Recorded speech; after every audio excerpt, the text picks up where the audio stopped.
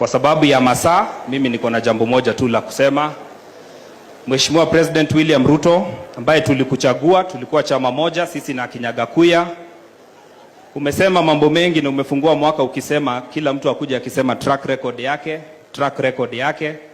Umesema pia utachaguliwa kwa sababu ya kujenga manyumba.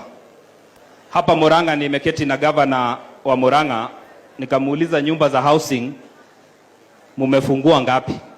Akaniambia 0. Pale Kajiado I am sure it's 0.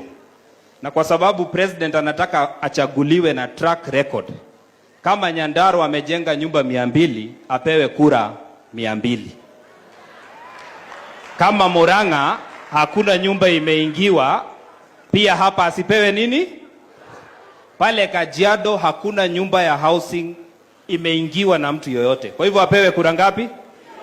You have said let us use the track record for election.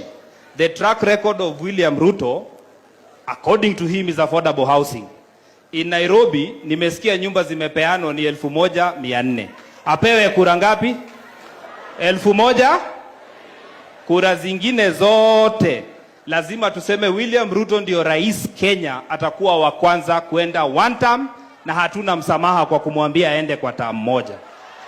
Na nikienda kumalizia, hakuna vile mtu ataua watoto, hakuna vile mtu ataua uchumi na mtuambie achaguliwe mara ya.